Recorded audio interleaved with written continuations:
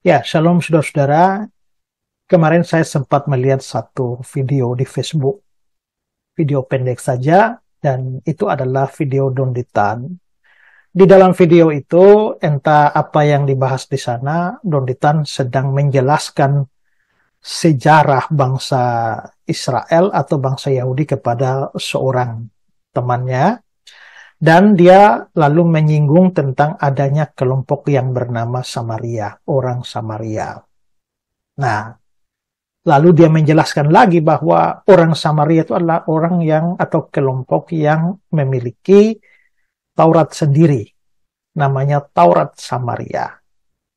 Dan dia juga menjelaskan di sana bahwa kalau Taurat Samaria itu dibandingkan dengan Tauratnya orang Yahudi, akan terlihat di sana ada sekitar 6.000 perbedaan di antara keduanya.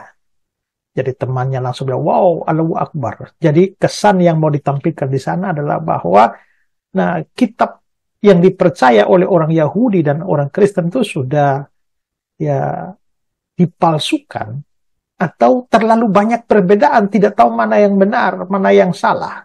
Ya, jadi itu semakin menguatkan dugaan bahwa kitab suci orang Yahudi dan Kristen ini sudah palsu, tidak layak dipercaya lagi. Nah, oke, jelasnya kita lihat videonya. Ini sorry. Dari kelompok-kelompok Yahudi yang ada pada saat itu, ada satu kelompok yang sangat kecil namanya Samaritan. Samaritan ini dipercaya adalah kelompok orang Israel yang tidak ikut pembuangan Babel di Babilonia. Oke. Ini yang punya Torah sendiri nih. Oh. Nah, jadi Torahnya mereka itu tidak 100% sama dengan Torahnya orang Yudea atau Yerusalem. Tuh. Ya, sahabat-sahabat tuh. Yang ini nih. Torahnya. Jadi, Torahnya orang Yudea dengan Torahnya orang Samaritan. Cuman Torah ya. Torah itu artinya 5 kitab Musa. 5 kitab. Ini di sini dibandingkan. Ya. Yang ada tanda baca ini berarti teks Masoretik. Punyanya orang Yudea atau Yerusalem. Yang tidak ada tanda baca ini punya orang Samaritan. Yang ini nih. Ya. Ini cuma 5 kitab Musa. Ada 6.000 perbedaan. Allahu Akbar. Ya. 6.000 perbedaan. Ini kan ada yang teksnya ada yang tebal-tebal nih. Ya Allah. Nah, kalau yang tebal-tebal ini di sini berbeda. Ada juga yang kosong-kosong nanti. Iya. Yang titik-titik. Ya, itulah videonya. Saudara, saya akan memberikan penjelasan. Dan penjelasan saya ini saya berikan judul Donditan, tidak mengerti atau sengaja menipu. Nah, apa yang saya maksudkan di sini nanti akan saya jelaskan. Tapi pertama-tama saya mau menjelaskan dulu tentang orang Samaria dengan Taurat Samaria itu ya. Nanti baru saya jelaskan soal perbedaan yang katanya ada 6.000 perbedaan itu dengan Tauratnya orang Yahudi. Nah, kita tahu bahwa selama Daud memerintah Israel, itu Israel masih menjadi satu kesatuan 12 suku. Demikian juga Salomo. Tapi ketika Salomo mati, lalu kerajaan Israel Raya itu terpecah menjadi 2. Yaitu kerajaan selatan dan kerajaan utara. Kerajaan utara itu ibu kotanya Samaria, terdiri dari 10 suku.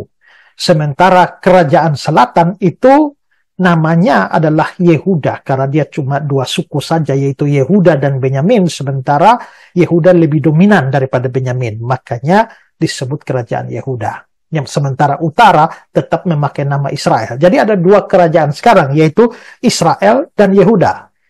Israel 10 suku, ibu kotanya Samaria. Selatan atau Yehuda 2 suku, ibu kotanya Yerusalem. Dan karena itu bait Allah yang didirikan oleh Salomo itu masuk ke wilayahnya kerajaan selatan. Nah, di dalam sejarahnya kedua kerajaan ini jatuh pada penyembahan berhala, sehingga Tuhan lalu menggunakan bangsa-bangsa lain itu untuk menghajar mereka atau menghancurkan mereka. Kerajaan utara, Israel itu, mereka akhirnya dihancurkan oleh bangsa Asyur. Nah, bangsa Asyur atau Assyria ini mereka mempunyai taktik penghancuran yang tidak biasa pada zaman itu, yaitu ketika mereka menaklukkan satu bangsa, mereka mengambil masyarakatnya lalu disebar ke berbagai macam daerah kekuasaan mereka, juga sebagian itu ke wilayah Asyur dan sebagian ditinggalkan di kampung halaman. Biasanya yang bodoh-bodoh, yang tidak menarik, tidak berperawakan baik. Nah, maka hancurlah kerajaan utara itu dan masyarakatnya sudah tersebar kemana-mana. Sementara itu, kerajaan selatan yang beribu kota Yerusalem, Yehuda ini, itu juga tidak belajar dari pengalaman saudaranya, kerajaan utara. Mereka juga jatuh pada penyembahan berhala, sehingga pada akhirnya Tuhan juga menghukum mereka. Dengan cara apa? Menggunakan bangsa Babilonia atau Babel di bawah Nebukadnezar dengan 3 kali penyerangan, akhirnya menghancur leburkan kerajaan Yehuda. Di mana bait Allah yang megah didirikan Salomo itu dibakar habis. Yerusalem juga dihabisi sampai menjadi sunyi sepi, orang tidak lagi menyadari bahwa memang di sana pernah ada sebuah kota yang besar. Sementara itu persis seperti yang dilakukan oleh Asyur. Raja Nebukadnezar mengambil orang-orang Yehuda dan membawa ke pembuangan, disebar ke berbagai wilayah di Babilonia, dan separuh juga ditinggalkan di kampung halaman. Nah, kita bisa lihat orang-orang seperti Daniel, Sadrak, Abednego itu adalah orang-orang yang dibawa di dalam pembuangan pertama. Ada 3 kali pembuangan. Tapi pada pembuangan ketiga itulah bait Allah hancur. Nah, setelah itu, sementara bangsa Yehuda ada di pembuangan Babel, karena bangsa Asyur itu kan punya taktik, mereka juga menaklukkan bangsa lain, dibuang ke wilayah-wilayah, termasuk wilayahnya kerajaan utara itu. Maka orang-orang kerajaan utara yang tidak ikut dibuang ke berbagai wilayah Asyur, itu kawin campur dengan orang-orang lain yang datang ke wilayah mereka. Sehingga mereka akhirnya sudah menjadi orang-orang blasteran. Sehingga orang-orang Samaria pada waktu itu dikenal sebagai orang-orang yang darahnya sudah ternoda atau tidak bersih lagi karena sudah bercampur dengan darah bangsa-bangsa lain. Nah, kira-kira begitu anggapan pada waktu itu. Nah, setelah kerajaan Babilonia ditaklukkan oleh Persia di bawah Raja Kores lalu memulangkan orang Yahudi dari pembuangan Babilonia ke tanah air mereka. Setelah 70 tahun mereka ada di pembuangan. Begitu pulang, mereka mau mendirikan bait Allah mereka di bawah Esra, Nehemia, dan beberapa nabi yang lain. Nah, pada waktu mau mengadakan pembangunan itulah orang Samaria datang dan menawarkan bantuan mereka. Mereka juga mau terlibat. Tetapi karena orang Yahudi ini melihat bahwa mereka bangsa blasteran, di mana darah mereka sudah kotor karena kawin campur, mereka tidak diizinkan untuk ambil bagian di dalam pekerjaan pembangunan ini. Nah, karena ditolak, maka orang Samaria lalu akhirnya menjadi memusuhi orang Yahudi dan berusaha menggagalkan semua proyek pembangunan bait Allah itu dan juga tembok Yerusalem. Itulah sebabnya Nehemia bilang kepada orang-orang itu supaya sambil kerja, sambil pegang senjata, karena ada serangan dari orang-orang Samaria seperti Sanballat, Tobia, dan lain-lain itu ya. Nah, setelah itu kita bisa lihat bahwa karena diganggu pada waktu pembangunan itu, maka orang Yahudi bertekad bahwa kalau sampai bait Allah jadi, maka orang Samaria dilarang masuk ke Yerusalem dan dilarang berbakti di sana. Nah, karena itulah maka orang Samaria juga akhirnya mereka mendirikan tempat ibadah sendiri. Dan pusat ibadah mereka sendiri itu yang ada di satu gunung yang namanya Gunung Gerizim. Nah, kalau kita melihat nanti di dalam Yohanes pasal 4 ayat yang ke-20, perempuan Samaria itu berbicara kepada Yesus, nenek moyang kami menyembah di atas gunung ini. Nah, itu maksudnya Gunung Gerizim. Yang nanti Yesus melanjutkan dengan berkata bahwa akan tiba saatnya orang tidak menyembah di gunung ini, Gunung Gerizim, maupun di Yerusalem, 2 pusat peribadatan pada waktu itu, tapi orang akan menyembah di dalam roh dan kebenaran. Jadi menyembah di dalam roh itu artinya tidak terikat tempat di Gunung Gerizim atau di Yerusalem. Itu tidak ada hubungan dengan bahasa roh seperti yang ditafsirkan oleh sejumlah orang yang ngawur itu ya. Nah, kembali ke persoalan ini, kita bisa melihat bahwa akibat dari itu muncullah suatu hubungan yang tidak harmonis antara Samaria dan Yehuda.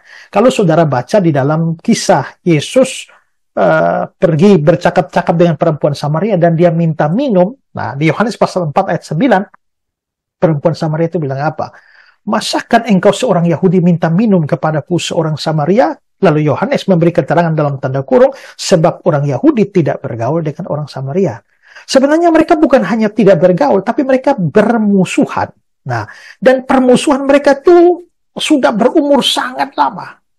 Ya, orang Yahudi sangat membenci orang Samaria, dan karena kebencian mereka menajam, pada tahun 128 sebelum Masehi itu orang Yahudi menyerang orang Samaria dan menghancurkan tempat ibadah mereka di Gunung Gerizim itu.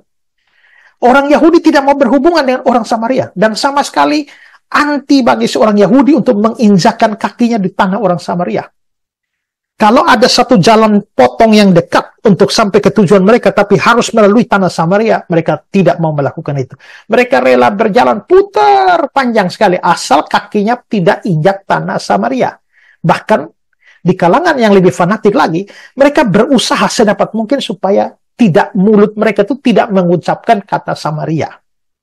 Kalau saudara ingat di dalam kisah yang Yesus ceritakan, perumpamaan tentang orang Samaria yang murah hati, kan ada orang yang jatuh di tangan penyamun, lalu lewatlah imam, tapi imam tidak tolong, lewat orang Lewi, tapi orang Lewi juga tidak tolong, lalu lewat orang Samaria, dan dia tolong, kan?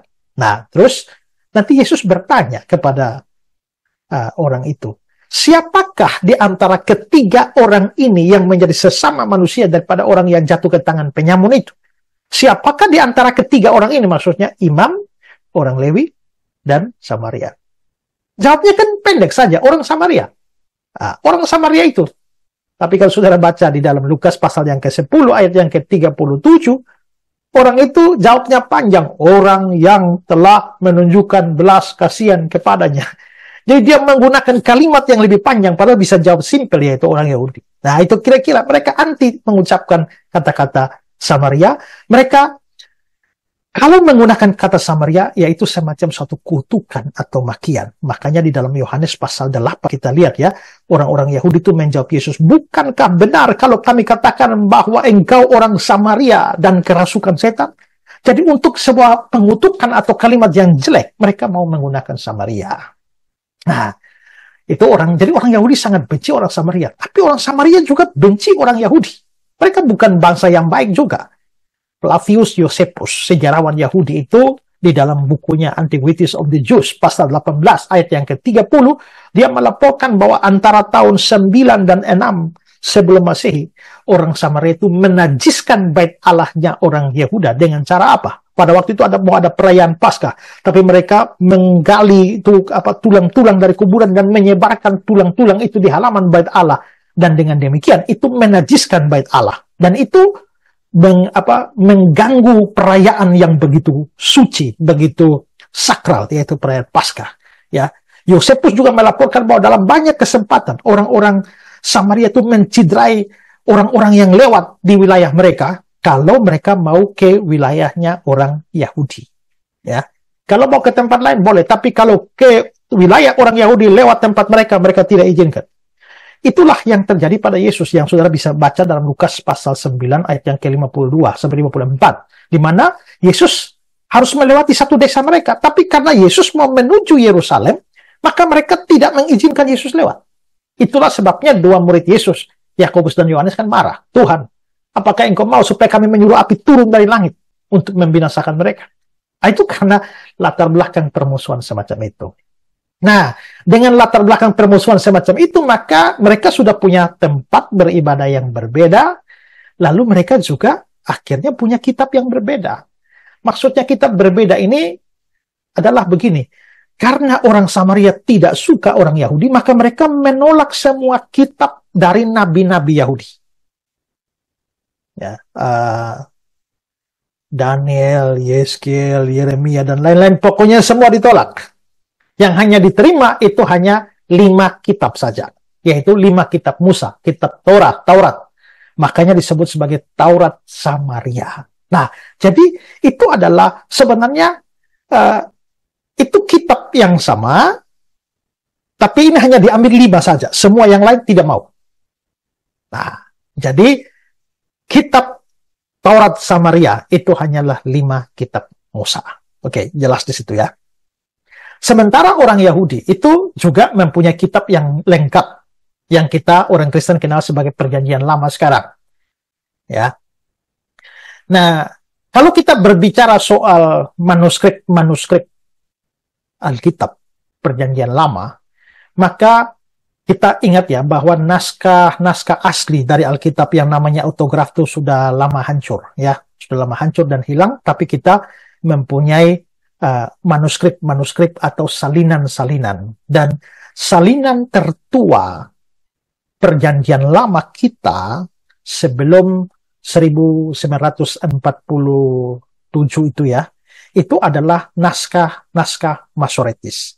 Nah, naskah Masoretis itu adalah naskah yang ditulis oleh satu kaum yang namanya kaum Masoret. Mereka membaktikan diri untuk menyalin kitab suci. Nah, kita tahu bahwa di dalam teks Ibrani yang tua itu ditulis dalam huruf mati semua. Tidak ada huruf hidup A, I, U, E, O, tidak ada. Ya, jadi kalau makanya kita tahu nama YHWH, Yod, He, Waw, He. Nah, bacanya bagaimana? Hanya ditulis 4 huruf mati saja, tetragrammaton. Dan begitu juga semua kata. Tapi orang-orang Masoret ini berusaha untuk menambah tanda-tanda baca supaya bisa menolong untuk membunyikannya bagaimana. Nah, naskah Masoret tertua yang ada itu yang menjadi acuan dari penerjemahan Alkitab kita sebelum 1947 itu adalah dari sekitar abad yang ke-7 sampai abad yang ke-9, ya, Masehi.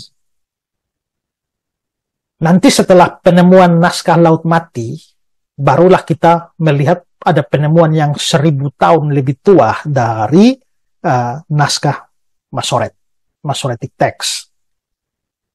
Jadi yang tadi diperbandingkan oleh Don Ditan itu adalah Taurat Samaria dengan naskah Masoretis yang dari abad 7 sampai abad 9 itu.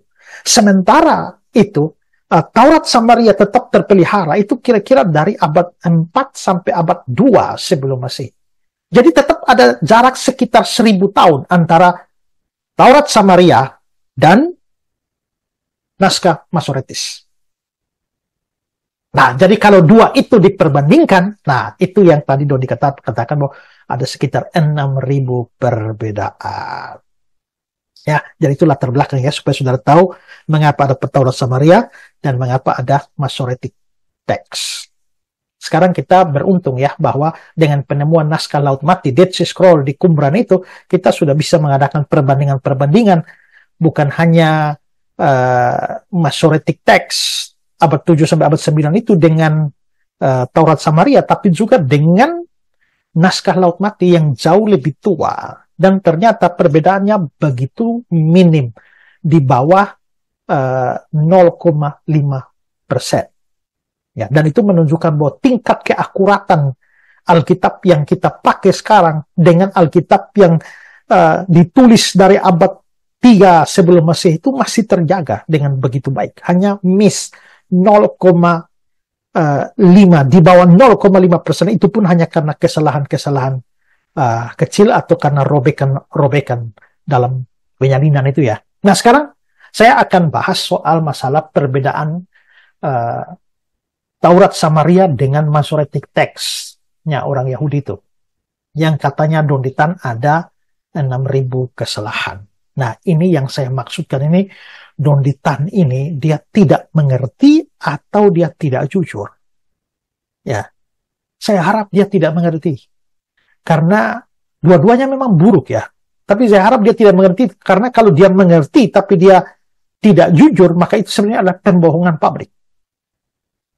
Nah, memang kalau kita bandingkan antara Masoretic text orang Yahudi dengan Taurat orang Samaria, ada beberapa perbedaan kecil. Dan yang paling menyolong itu adalah persoalan tempat peribadatan. Seperti saya bilang tadi, orang Yehuda kan maunya itu, mereka kan percaya bahwa pusat mereka itu kan Yerusalem. Dan mereka percaya bahwa di tempat itulah Abraham mengorbankan Ishak, yaitu di Yerusalem, di Bukit Moriah itu, yang nanti didirikan Bait Allah di sana. Tapi karena konflik yang sudah saya ceritakan tadi, maka orang Samaria itu tidak mengakui Gunung Moriah itu sebagai tempat Tuhan menyuruh Abraham mempersembahkan Ishak. Maka mereka, karena mereka di Gunung Gerizim, maka mereka, ingat ya, membaca teks, karena Taurat mereka ini kan tidak ada huruf hidup. Nah, maka di pembedaannya pada cara pembacaannya. Jadi, misalnya itu intinya itu di Kejadian 22 ayat 2 yang berbunyi begini. Ambillah anakmu yang tunggal yang engkau kasihi, yakni Ishak, pergilah ke tanah Moria dan persembahkanlah dia di sana. Di tanah Moria. Nah, di dalam naskah Masoretik tertulis Eretz Hamoria. Tanah Moria, Eretz Hamoria. Tapi di dalam Taurat Samaria, itu mereka baca Eretz Hamore. Tanah More. Yang tanah More ini nanti berurusan dengan Gunung Gerizim itu. Nah, tapi tidak bisa disalahkan karena apa? Karena ini cara baca.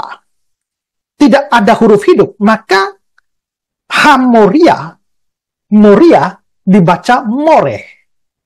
Jadi perbedaan itu hanya ada pada huruf vokal.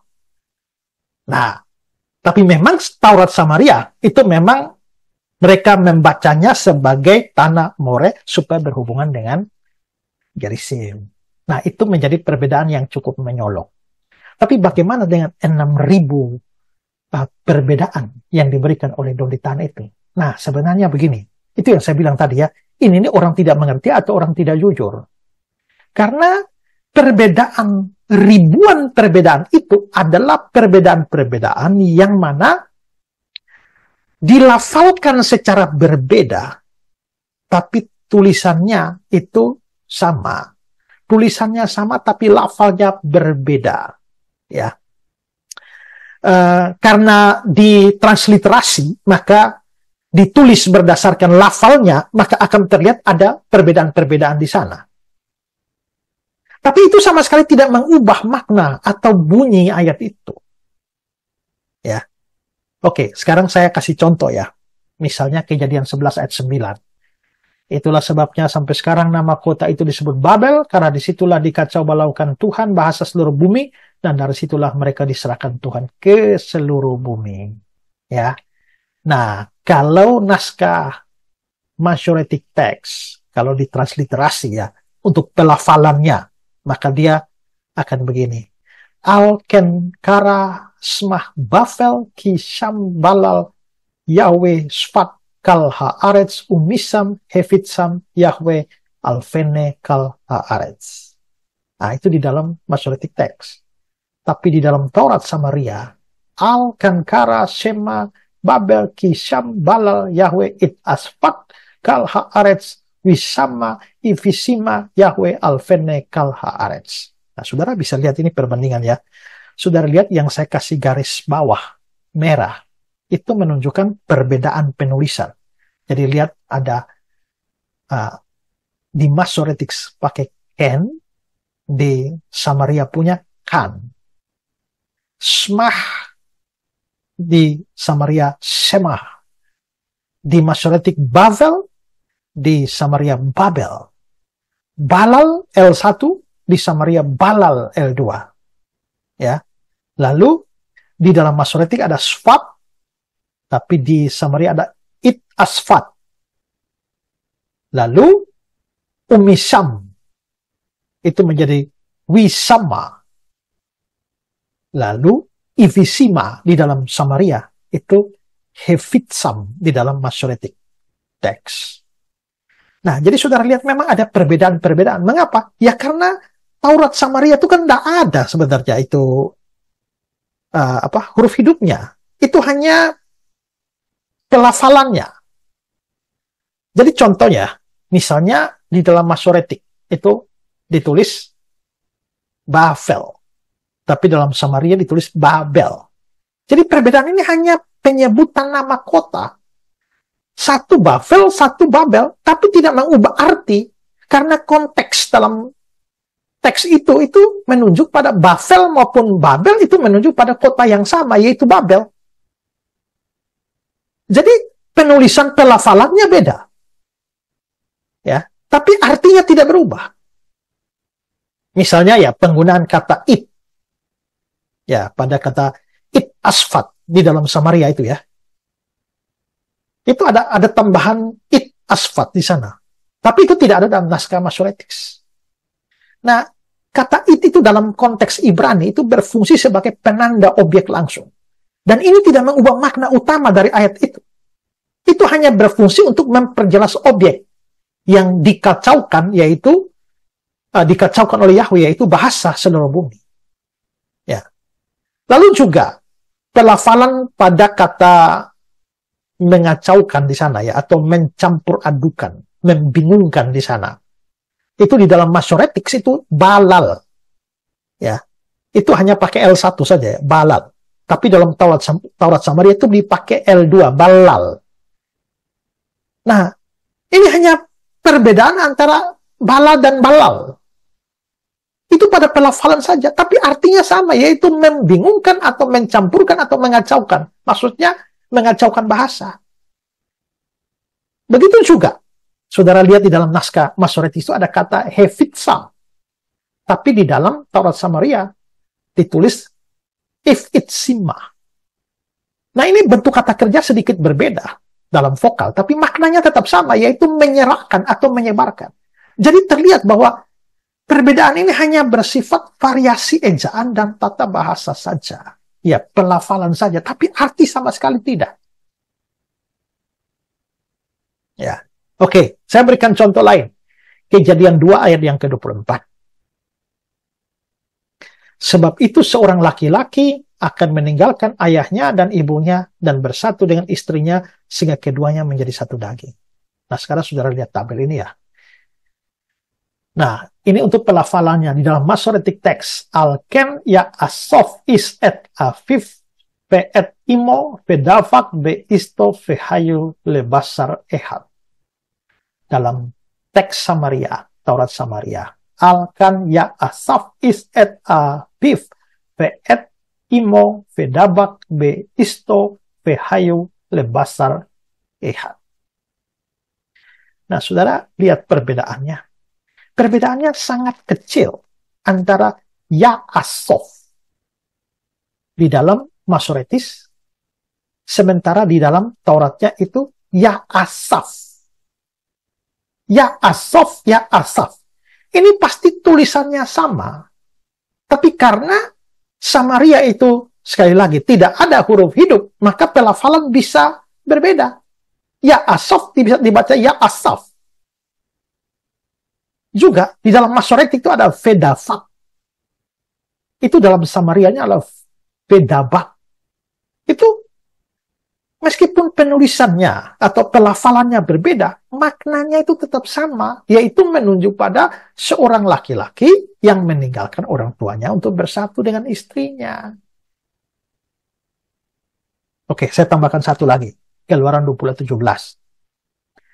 Jangan mengingini rumah sesamamu, jangan mengingini istrinya, atau hambanya laki-laki, atau hambanya perempuan, atau lembunya, atau keledainya, atau apapun yang dipunyai sesamamu. Sekarang perhatikan tabel pelafalannya ini. Dalam Masoretic text. Ya, saudara lihat. Lo tamot. Petreaka lo tamot. Nah, itu perbedaannya di situ ya. Kalau dalam Samaria, lo tamat. Betreaka lo tamat. Yang lain samanya. Jadi perbedaannya hanya pada tamot dan tamat. Di dalam naskah Masoretis itu kata tamot itu diterjemahkan sebagai jangan mengingini. Itu bentuk imperatif. Nah, pada Taurat Samaria, kata itu di eja tamat. Yang artinya juga sama. Hanya lafalnya yang berbeda. Nah, ini bentuk yang berbeda secara pelafalan, perbedaan secara fonetis, tapi artinya tidak berubah. Nah, jadi di dalam Taurat Samaria dan Masoretic text itu, nah ini ada banyak perbedaan pelafalan semacam ini yang sampai ribuan. Jadi betul yang dikatakan bahwa ada 6.000 perbedaan, tapi bukan perbedaan arti, tidak. Perbedaan di dalam pelafalan. Jadi kalau kita mau berbicara secara arti, maka sebenarnya semua ribuan perbedaan pelafalan itu tidak berarti bahwa ada perubahan makna dan dengan demikian Alkitab dipalsukan. Tidak. Mungkin untuk gampangnya ya, saudara ya. Untuk gampangnya, saudara, untuk paham, saya kasih contoh dalam bahasa Indonesia saja. Nah, bahwa kita bisa saja memaksudkan satu kata, tapi dilafalkan secara tidak sama. Misalnya ada orang mau bilang, baju saya warna coklat. Yang satu bilang baju saya warna coklat. Mungkin karena dia tidak bisa bilang coklat, tapi coklat. Coklat dengan coklat. Ya maksudnya itu sama itu. Tapi pelafalannya yang beda. Ya, itu variasi pelafalan. Atau misalnya orang bilang, waduh, makanannya terlalu pedis karena rupanya ada banyak cabai. Yang satu bilang makanannya terlalu pedis karena banyak cabai. Kan lafalnya beda, cabai dan cabai. Tapi apakah ada perbedaan makna antara cabai dan cabai? Sama saja walaupun lafalnya berbeda. Ayo sana, pergi beli obat di apotek. Ya, beli obat di apotek. Bunyinya beda, apotek dan apotek. Tapi apakah ada perbedaan makna antara apotek dan apotek? Kan tidak ada. Nah, jadi sebenarnya ketika Don Litan mengatakan bahwa ada 6.000 perbedaan dan dia tidak melanjutkan penjelasannya, muncul dua pertanyaan. Dia nggak ngerti hal ini, bahwa itu adalah perbedaan pelafalan, atau dia ngerti tapi sengaja tidak mau kasih tahu dan dengan demikian membohongi para pendengarnya atau penontonnya, sehingga mereka menimbulkan kesan dalam pikiran mereka bahwa Alkitab Yahudi dan Kristen itu antara yang satu dan yang satu itu, bayangkan 5 Taurat saja 6.000 kesalahan. Sehingga kalau dilanjutkan tidak layak dipercaya lagi atau sudah dipalsukan. Nah, jadi ada dua saja. Dia nggak ngerti, atau dia memang sengaja menipu atau menyesatkan orang-orang dengan pemikiran bahwa Alkitab Kristen sudah tidak layak dipercaya. Jadi memang kesalahan begitu memang banyak, tapi kan artinya apa? Nggak ada yang berubah sama sekali.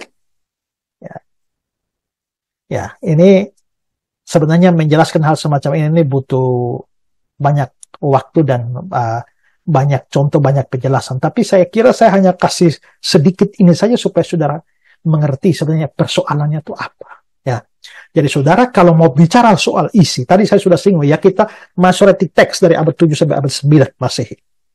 Begitu itu dibandingkan dengan naskahnya Taurat Samaria, lalu bandingkan lagi dengan Dead Sea Scroll, yaitu naskah Laut Mati, maka sekali lagi memang ada perbedaan kecil. Nah, tapi tingkat perbedaan adalah di bawah 0,5%, dan itu biasanya karena beberapa robekan-robekan atau juga beberapa naskah yang mungkin karena kesalahan penyalinan dan sebagainya. Tetapi tingkat keakuratannya 99,5%, dan dari sisi isinya atau maknanya itu nyaris sama. Bandingkan saudara tuh naskah-naskah yang berjarak 1000 tahun, hampir 1000 tahun itu ya. Nah, jadi kita boleh yakin bahwa Alkitab kita yang kita pegang sampai sekarang itu masih sama, dan ajaran yang kita pegang masih sama dengan ajaran yang sejak dari ribuan tahun yang lalu, tanpa ada perbedaan. Seandainya standar yang sama kita berlakukan pada Al-Quran, apa yang terjadi? Hancur lebur. Oke, itu saja. Semoga bermanfaat.